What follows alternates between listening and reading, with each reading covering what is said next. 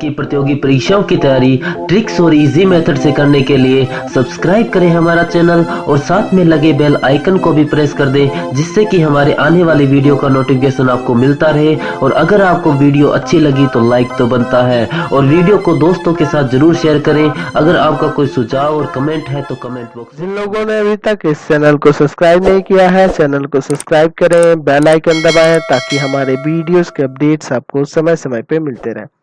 ये आपका part 1 video इस चैप्टर का, और पार्ट 1 वीडियो में आज हम लोग चैप्टर शुरू करने जा रहे हैं समांतर श्रेणी, यानी कि अरिथमेटिक प्रोग्रेशन। अरिथमेटिक प्रोग्रेशन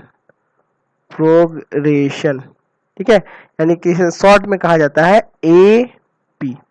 ठीक है, एपी शॉर्ट में क्या कहते हैं, इसको एपी कहते हैं। तो ये एपी होता क्या है, यानी समांतर श्रेणी होती क्या है, इसके बारे में आगे चर्चा करेंगे। सबसे पहले कुछ पद है, उनको समझ लीजिए, इससे रिलेटेड कुछ पद है। पहला देखिए, पहला पद आता है आपका अनुक्रम। अनुक्रम जिसे अंग्रेजी में कहते हैं सीक्वेंस। सीक्वेंस। अब ये सीक्वेंस होता क्या है, सबसे पहले इसको समझिए। तो इसकी परिभाषा कुछ इस तरह से लिख सकते हैं कि अनुक्रम संख्याओं का एक क्रम है जो किसी निश्चित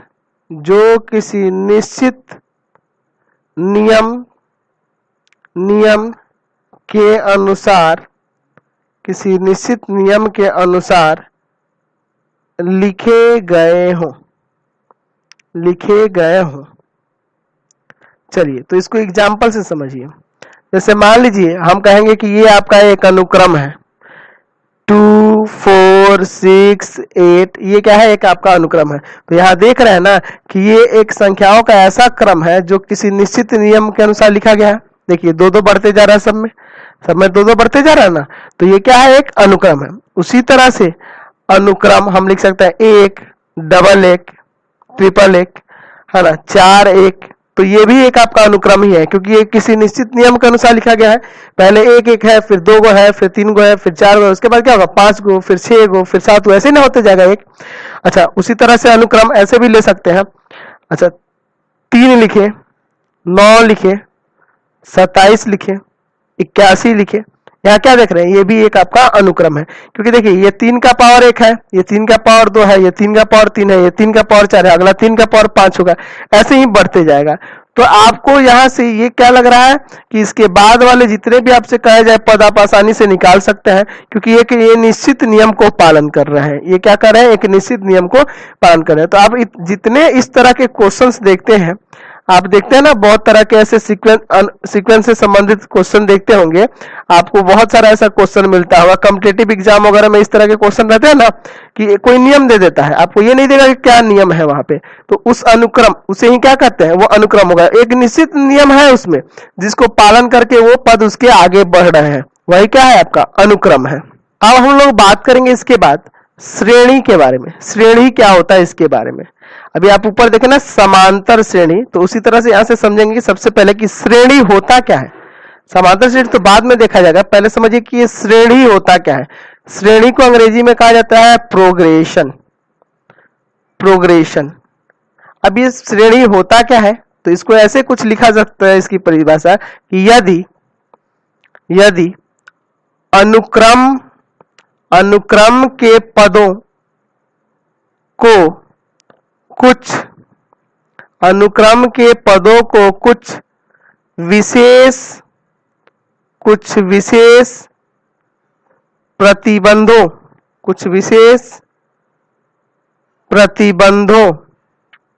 कुछ विशेष प्रतिबंधों के अधीन लिखा गया हो या लिखा जाए तो अनुक्रम यानी कि वह अनुक्रम, ऐसे लिख सकते, तो वह अनुक्रम श्रेणी कहलाता है।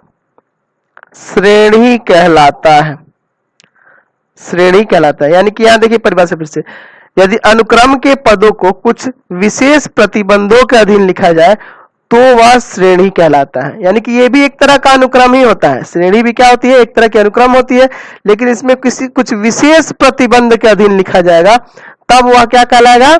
श्रेणी कहलाएगा। वह अनुक्रम क्या कहलाएगा? श्रेणी कहलाएगा। जैसे आप इसमें पहला एग्जाम्पल देखिए, पहला एग्जाम्पल था आपका उस अनुक्रम में 2, 4, 6, 8।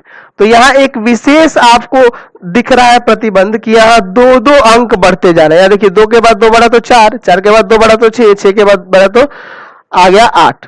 उसी तरह से एक और एग्जाम्पल हम यहाँ पे लिखते हैं। यहाँ पे कुछ इस तरह से लिख सकते हैं। सी नंबर जो है उसको यहाँ लिख देते हैं 3, 9, 27, 81, इस तरह से। समझ गए ना? तो ये भी क्या है? एक आपका श्रेणी का ही रूप है ये दोनों अनुक्रम ही, लेकिन ये क्या है? श्रेणी है, क्योंकि इसमें जो देख रहे हैं इसके पहले वाले में एक विशेष प्रतिबंध आपको दिख रहा है। क्या प्रतिबंध है? कि 2-2 अंक बढ़ते जा रहा है, 2-2 अंक बढ़ते जा रहा है। और इसमें क्या प्रतिबंध है? कि 3 गुना होते जा रहा है। देखिए है ना, 3 का 3 गुना 9, 9 का 3 गुना 27, 27 का 3 गुना कितना हो रहा है? 81 होते जा रहा है। तो ये इसमें कुछ विशेष प्रतिबंध दिख रहा है, इसलिए दोनों क्या है? श्रेणी है। और इन्हीं विशेष प्रतिबंधों के आधार पर, इन्हीं विशेष प्रतिबंधों के आधार पर हम लोग श्रेणी को अलग अलग भागों में विभाजित करते हैं, है ना। जो विशेष प्रतिबंध आपको जो दिख रहे हैं ना, इन्हीं प्रतिबंधों के आधार पर हम लोग श्रेणी को अलग अलग भाग में बांटते हैं। अगर आपसे कहा जाए कि श्रेणी के प्रकार के बारे में, श्रेणी के प्रकार, श्रेणी के प्रकार, तो श्रेणी के बहुत से प्रकार होते हैं, जिनमें से मुख्य प्रकार आपको समझाते हैं। पहला प्रकार है श्रेणी का समांतर श्रेणी, जिसके बारे में आज हम लोग इस चैप्टर में पढ़ने वाले हैं। समांतर श्रेणी यानी कि अरिथमेटिक प्रोग्रेशन, ठीक है। अरिथमेटिक प्रोग्रेशन यानी कि शॉर्ट में बताए थे आपको एपी, ठीक है।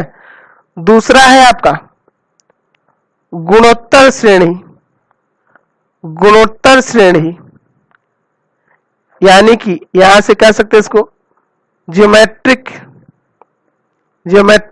प्रोग्रेशन, ज्योमेट्रिक प्रोग्रेशन यानी कि शॉर्ट में से कहा जाता है जीपी। उसी तरह से तीसरा एक और श्रेणी होता है ना। ऐसे बहुत से प्रकार होते हैं, लेकिन हमें 3 के बारे में ही मुख्य रूप से जानना है। लेकिन अभी क्लास 10th में है तो सिर्फ हम समांतर श्रेणी के बारे में ही पढ़ेंगे, बाकी आगे की कोई श्रेणी के बारे में हमें कोई मतलब नहीं है। तीसरी हम लोग लिख देते हैं हरात्मक श्रेणी, हरात्मक श्रेणी, ठीक है। इसको कहते हैं हम लोग हार्मोनिक प्रोग्रेशन, हार्मोनिक प्रोग्रेशन, ठीक है, यानी कि एचपी। तो हमें मुख्य रूप से हमें इस चैप्टर में समांतर श्रेणी के बारे में पढ़ना है, बाकी श्रेणियों से कोई मतलब नहीं है। समझ गया ना? तो एक्चुअल में थोड़ा सा यहाँ समझ ले, समांतर श्रेणी जो है ना, ये पहला एग्जांपल समांतर श्रेणी क्या और दूसरा जो है ना गुणोत्तर श्रेणी क्या। अब हरात्मक श्रेणी क्या है, चलिएगा क्लास 11 में ना, तो इन दोनों के बारे में विशेष रूप से चर्चा किया जाएगा, गुणोत्तर श्रेणी और हरात्मक श्रेणी के बारे में, ठीक है। अभी फिलहाल हम लोग समांतर श्रेणी को देखते हैं। समांतर श्रेणी की परिभाषा की बात करें तो उसको कुछ इस प्रकार से परिभाषित कर सकते हैं कि एक समांतर श्रेणी संख्याओं की एक ऐसी सूची है, एक संख्याओं की ऐसी सूची है जिसके प्रत्येक पद अपने पद में एक निश्चित संख्या जोड़ने पर प्राप्त होते हैं, ठीक है। तो यहाँ पे आपको समझना होगा फिर से कि समांतर श्रेणी संख्याओं की एक ऐसी सूची है जिसमें प्रत्येक पद अपने पद में एक निश्चित संख्या जोड़ने पर प्राप्त होते हैं। यहाँ पे एक और चीज दिया, ब्रैकेट में घेर दिया है कि पहले पद के अतिरिक्त, यानी कि पहले पद को इसमें इंक्लूड नहीं करना है। जैसे एक एग्जांपल लिखे थे हम, याद है आपको 2, 4, 6, 8, ये इस एक कहते कि यह एक श्रेणी है। तो ये देखिए कैसी श्रेणी है, तो यही आपकी समांतर श्रेणी है, यानी कि एपी है। क्योंकि परिभाषा में लिखा हुआ है कि एक समांतर श्रेणी संख्याओं की एक ऐसी सूची है, संख्याओं की एक ऐसी सूची है जिसमें प्रत्येक पद यानी पहले पद को छोड़कर, है ना, यार पहले ही कह रहा है कि पहले पद के अतिरिक्त, है ना, जिसमें प्रत्येक पद अपने पद में एक निश्चित संख्या जोड़ने पर प्राप्त हो रहा है। ठीक है, यानी कि देखिए प्रथम पद में जब हम एक निश्चित संख्या जो 2 जोड़ रहे हैं, 2 जोड़ने पे 4 प्राप्त हो रहा है, 4 में 2 जोड़ने पे 6 प्राप्त हो रहा है, 6 में 2 जोड़ने पे 8 प्राप्त हो रहा है। तो ये कैसा है? यही एक आपका समांतर श्रेणी है, यानी एपी है। और ये जो निश्चित संख्या जोड़ने पे जो प्राप्त हो रही है, उस निश्चित संख्या को, यह निश्चित संख्या एपी का सार्वंतर यानी कि कॉमन डिफरेंस कहलाता है। यानी कि इसमें जो 2 देख रहे हैं, 2 बढ़ते जा रहा है, और जो निश्चित संख्या वही क्या है? इसका सार्व अंतर यानी कि कॉमन डिफरेंस कहलाता है। और सार्व अंतर को ऐसे लिख सकते हैं कि सार्व अंतर को छोटा डी, स्मॉल डी से, है ना, डी से सूचित किया जाता है, सूचित किया जाता है। डी का मान यानी कि सार्व अंतर का मान, डी का मान धनात्मक, ऋणात्मक या शून्य हो सकता है, कहने का मतलब कि यहां से ये कह सकते हैं कि डी का जो मान होगा यानी सार्व अंतर जो होगा, इनकी लगातार पदों के बीच का जो अंतर होगा वो धनात्मक भी हो सकता है, ऋणात्मक भी हो सकता है और शून्य में भी हो सकता है। इसके लिए कोई प्रतिबंध नहीं है। समझ गए? अब यहाँ पे ध्यान रखेंगे कि प्रथम पद, एपी का जो प्रथम पद होता है, प्रथम पद उसे हम लोग ए से, A1 या ए से सूचित करते हैं। A1 कहेंगे या ए भी कहा जाता है। ठीक है। द्वितीय पद वो आपका A2 हो जाएगा। तृतीय पद यानी तीसरा पद इसका A3 हो जाएगा। ऐसे ही चौथा पद A4, पांचवा पद A5, ऐसे करके। अच्छा, एनवा पद AN हो जाएगा, यानी कि अगर आपको एपी लिखना होगा, यानी कि यहां से अगर आपको समांतर श्रेणी कोई लिखना होगा, समांतर श्रेणी को यहाँ पे दर्शाना होगा, तो समांतर श्रेणी दर्शाने के लिए आप क्या करेंगे? तो पहले पद के लिए A1, दूसरे पद के लिए A2, तीसरे पद के लिए A3, ऐसे ऐसे कहां तक? A3, A4, A5, एनवा पद के लिए AN। तो यहाँ जो आप देख रहे हैं, अभी हम लोग सार अंतर की बात करें, तो यहाँ से सार अंतर को बताए थे कि आप D से सूचित करेंगे। तो D निकालने के लिए क्या करेंगे? A2 माइनस A1 लिख सकते हैं, यानी दूसरे पद में से पहले पद को घटाएंगे तो ये आपका D आ जाएगा। देख लीजिए, 4 में से 2 घटाएंगे तो 2 आ जाएगा, वही ना सार अंतर था इसके लिए। चलिए, या आप ऐसे कहें D निकालने के लिए हम A3 माइनस A2 भी घटा सकते हैं। A3 में से A2 भी घटाएंगे, देख लीजिए यहाँ 6 में से 4 भी घटाइएगा तो क्या आ जा रहा है आपका? 2 आ रहा है कि नहीं? 8 में से 6 भी घटाएंगे तब भी 2 आ रहा है, यानी कि आप ऐसे भी ले सकते हैं A4 माइनस A3, है ना, ऐसे करके कहां तक? तो ऐसे आप अंतिम पद में से यानी कि AN में से AN माइनस 1 भी घटा के लिख सकते हैं। अतः यहां से आपका D का निकालने का जनरल फॉर्मूला हो गया कि AN माइनस AN माइनस 1, यानी कि nवा पद और nवे पद से एक कम, यानी कि AN माइनस 1वां पद घटाएंगे तो आपका D निकल जाएगा। वही यहां भी कह रहा है कि दूसरे पद में से पहला पद घटाइए, तीसरे पद में से दूसरा पद घटाइए, चौथे पद में से तीसरा पद घटाइए, ये सब क्या आएगा? सार अंतर यानी D निकल जाएगा। चलिए, अगर हम बात करें यहां से एपी के व्यापक रूप के बारे में, यानी लिखिए एपी यानी कि समांतर श्रेणी का व्यापक रूप, है ना, यानी कि जनरल फॉर्म की बात करें, इसके जनरल फॉर्म यानी व्यापक रूप की बात करें, एपी का व्यापक रूप क्या होता है? तो आप यहां से समझ जाइए कि एपी के व्यापक रूप A plus D, A plus 2D, A plus 3D, dot dot dot, ऐसे ही कहां तक? इनवे पद के लिए A plus N minus 1 into D तक। समझ गए ना? कहने का मतलब है, यहां से समझिए, जैसे यहां पे आपको पता चल रहा है प्रथम पद तो A ही हो जाएगा, और द्वितीय पद मतलब क्या? A प्लस D, तृतीय पद क्या? A प्लस 2D, चौथा पद क्या? A plus 3D। ऐसे ही जितने पद निकाल लेंगे ऐसे आप निकाल सकते हैं। यानी कि यहां से आप ध्यान रखेंगे कि प्रथम पद यानी कि A1 के लिए आपका A हो जाएगा, है ना, इस A1 को क्या कहेंगे? प्रथम पद कहेंगे ना, अभी आपको बताए थे प्रथम पद कहेंगे। अच्छा, द्वितीय पद यानी दूसरे पद के लिए A2 के लिए क्या हो जाएगा आपका? A प्लस D हो जाएगा। अच्छा, ऐसे ही तीसरा पद यानी A3 के लिए क्या हो जाएगा? A plus 2D। अच्छा, A4 यानी कि A प्लस 3D, ये आपका फॉर्मूला बनते जाएगा। और मान लीजिए आपको A10 निकालना है तो क्या हो जाएगा फॉर्मूला A प्लस 9D। 10वें पद के लिए क्या लगा देंगे A प्लस 9D। आपसे कहे कि आप बताइए A 20वां पद, तो आप क्या करिएगा A20 यानी A 20वां पद यानी A प्लस 19D। उसी तरह से आप यहाँ से फॉर्मूला जनरली निकाल सकते हैं कि nवां पद, तो nवां पद के लिए ये हो जाएगा A plus n minus 1 into D. तो ये आपका एक फॉर्मूला बन गया, यहां से आपका एक फॉर्मूला बन गया कि an बराबर A plus n minus 1 into D.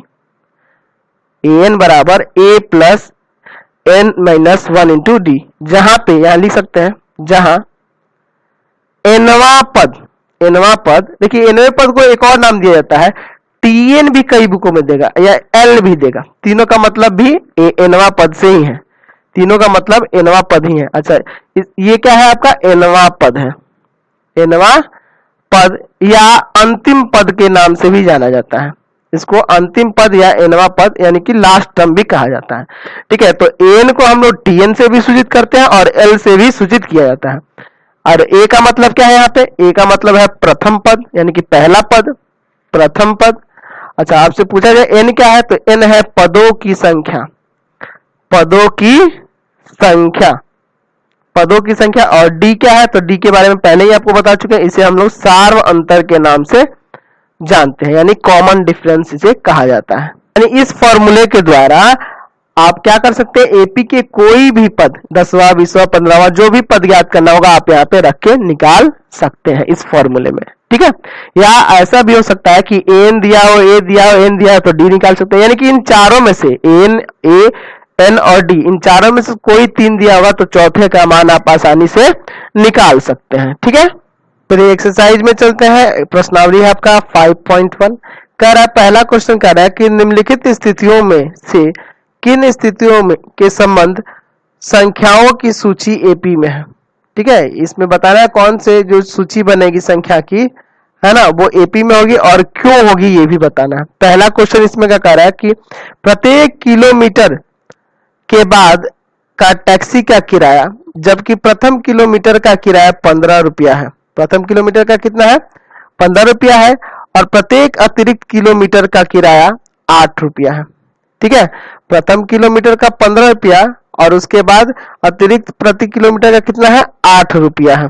तो यहां से अगर बात करें तो अगर आप इसको लिखना चाहें, जो इसकी संख्या की सूची अगर बनाइएगा तो पहला दिख रहा है 15 रुपया, पहले किलोमीटर का 15 रुपया है ना, पहले किलोमीटर यानी कि A1 मान लेते हैं 15 रुपया। ठीक है, और प्रत्येक अतिरिक्त किलोमीटर के बाद 8 बढ़ जा रहा है, तो A2 हो जाएगा 15 में 8 बढ़िए, 15 में 8 बढ़िएगा तो आपका 23 रुपया। अच्छा A3 हो जाएगा आपका और फिर 8 बढ़ जाइए, 8 बढ़ जाइएगा तो हो जाएगा 31 रुपए, और A4 हो जाएगा इसी तरह से कितना, 8 बढ़ जाएगा 39 रुपए। 8 बढ़ना है ना, 8 रुपए किराया बढ़ते जा रहा है।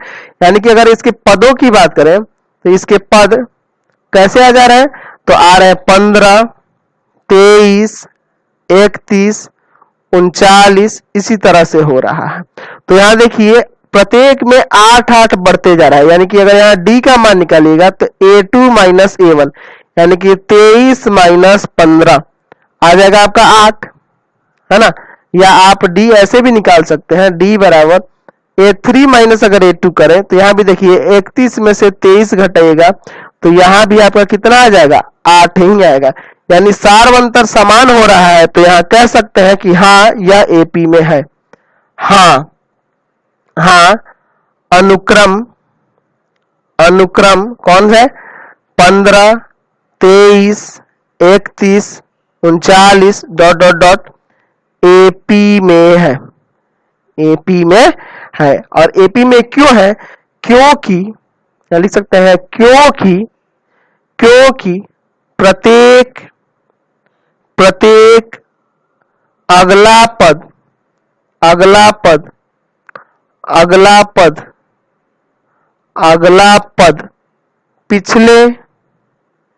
पिछले पद में 8 जोड़ने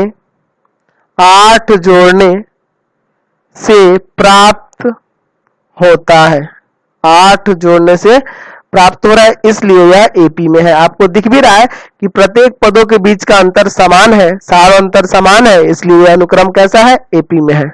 चलिए क्वेश्चन नंबर 2 देखते हैं। इसका कह रहा है कि किसी बेलन में उपस्थित हवा की मात्रा जबकि वायु निकालने वाला पंप प्रत्येक बार में बेलन की शेष हवा का 1/4 भाग बाहर निकाल देता है। तो मान लेते हैं कि माना प्रारंभ में वायु का यानी हवा का, वायु या हवा भी लिख सकते हैं, हवा का आयतन बराबर में भी मान लेते हैं। आयतन क्या मान लेते हैं, भी मान लेते हैं, यानी कि A1 पहले में क्या था, भी है, यानी इसका प्रथम पद भी मान लेते हैं। अच्छा, दूसरी बार में आयतन तो भी है और भी का कितना भाग उसमें से हवा से बाहर निकल जा रहा है, 1/4, यानी कि 1/4 भी बाहर निकल जा रहा है। एलसीएम लीजिए, 4 भी माइनस 1 भी, यानी आ जाएगा आपका कितना, यहां से घटाइएगा तो 3/4 भी, यानी दूसरे बार में हवा बच गया 3/4 भी। A3 बराबर हो जाएगा, क्या कह रहा है क्वेश्चन में कि शेष हवा का 1/4 बाहर निकल रहा है, तो शेष हवा तो कितना बच गया, 3/4, और इसमें से बाहर निकल जा रहा है 1/4 भाग इसका, यानी 3/4 भी का 1/4 भाग बाहर निकल जाएगा, यानी इसमें से घटाएंगे जितना बचेगा वही ना शेष बचा हुआ हवा होगा। चलिए, तो यानी कि ये शेष बचे हुए हवा में से घटा दिए जितना हवा बचा है उसका 1/4 भाग, समझ रहे ना। यहाँ पे आ जाएगा 3/4 भी माइनस 3/16 भी, या एलसीएम लेते हैं, एलसीएम लीजिएगा 16, 4 चौका 16, 4 तिया क्या आ जाएगा 12 भी, इसमें से भाग करेंगे 1 जाकर 3 में गुना करेगा 3, यानी कि आ जाएगा यहाँ 9/16 भी। तो यहाँ चेक करिए कि सारो अंतर समान है कि नहीं। तो आप सारो अंतर समान होने के लिए क्या करते हैं, A2 माइनस A1 चेक कर सकते हैं, यानी कि 3/4 भी माइनस भी, यहाँ एलसीएम लीजिए 4, 3 भी माइनस में 4 भी, यानी कि माइनस का 1/4 भी, ठीक है। या आप ऐसे भी तो चेक कर सकते हैं, D बराबर A3 माइनस A2, कम से कम 2 बार D चेक करेंगे दो पदों को लेकर, ताकि पता तो चले सार्वंतर समान है कि नहीं है। 9/16 भी माइनस का 3/4 भी, यहाँ एलसीएम लीजिए, इन दोनों का एलसीएम होगा आपका 16, इसमें से भाग करेंगे 1 जाके 9 में गुना करेगा 9 ही रहेगा, है ना, माइनस इसमें से भाग करेंगे कितना आएगा 4, और 4 तिया 12 हो जाएगा, या घटाइएगा तो आ जाएगा कि माइनस का 3/16 भी। क्या सारो अंतर समान आया, नहीं ना आया सारो अंतर समान। अतः यहाँ लिख सकते हैं कि अतः अनुक्रम क्या है, अनुक्रम भी है, फिर उसके बाद है आपका क्या था यहाँ से A2 क्या था, A2 है आपका 3/4 भी, चलिए 3/4 भी, और A3 है 9/16 भी AP में नहीं है, AP में नहीं है, क्योंकि यहाँ देख रहे हैं कि हवा निकालने वाला पंप समान वायु है ना, यहाँ जो है समान वायु नहीं निकाल रहा, प्रत्येक बार में शेष हवा का ना 1/4 भाग निकाला है, इसलिए गड़बड़ हो जा रहा है।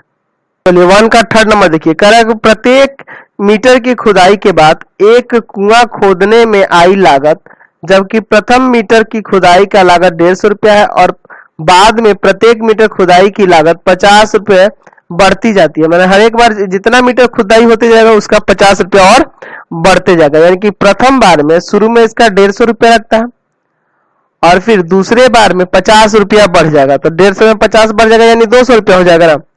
अच्छा, फिर तीसरे बार में फिर 50 बढ़ जाएगा, 1 मीटर और खुदाई हुआ तो फिर बढ़ जाएगा, यानी A3 बराबर आप यहां से लिख सकते हैं 250 रुपया, है ना।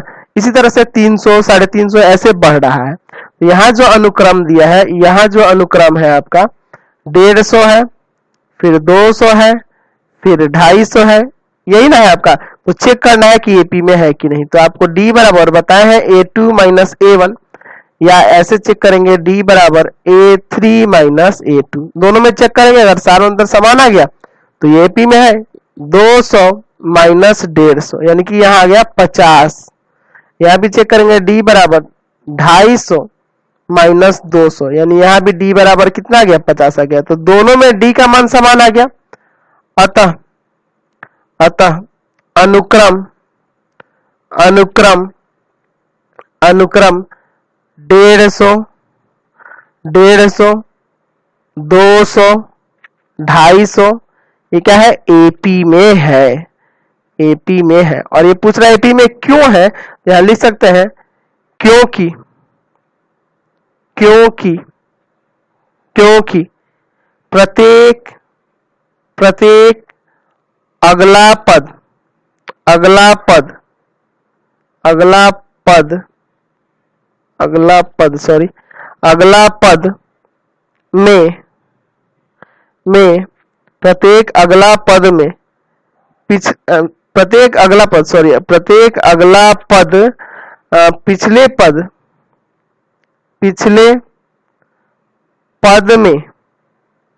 पद में 50 जोड़ने पर प्राप्त होता है। ठीक है, यहाँ लिख दिए क्योंकि प्रत्येक अगला पद पिछले पद में 50 जोड़ने पर प्राप्त हो रहा है। 50 50 ही नंबर है, इसलिए ये एपी में है। समझ गए। चलिए अगला क्वेश्चन देखिए, 1 का 4 नंबर कह रहा है खाते में प्रत्येक वर्ष का मिश्र धन। देखिए मिश्र धन कह रहा है जबकि 10,000 रुपए की राशि 8% वार्षिक दर से चक्रवृद्धि ब्याज पर जमा की जाती है। यानी कि ये आपका मूलधन है, यानी कि पी है 10,000 रुपए, 10,000 रुपए मूलधन है और दर जो है रेट जो है 8% और प्रति वर्ष चक्रवृद्धि ब्याज। तो आपको चक्रवृद्धि ब्याज यानी अमाउंट बराबर है ना, अमाउंट यानी मिश्रधन बराबर, अमाउंट को मिश्रधन कहते हैं, और होता है पी ब्रैकेट में 1 प्लस आर का पावर 100 का पावर समय, यानी कि यहाँ हम लोग टी मान लेते हैं। तो पहला निकालते हैं A1 यानी कि प्रथम वर्ष में मिश्रधन, A1 मतलब प्रथम वर्ष में मिश्रधन यानी 10,000 ठीक है, ब्रैकेट में 1 प्लस आर कितना है 8% है तो 8/100 और समय कितना है पहले साल में, 1 साल का बात करें तो काटेंगे 4 दूना 8 और 25 चौका 100, अंदर एलसीएम लेंगे 10,000 और ब्रैकेट में होगा एलसीएम 25, या 25 प्लस 2 यानी हो जाएगा 10,000 गुना में 27/25। इसको काट देंगे 400 बार में कट जाएगा, तो 400 में 27 से गुना कर दीजिए तो 10800 यानी कि 10,800 रुपया प्रथम वर्ष का मिश्रधन होगा।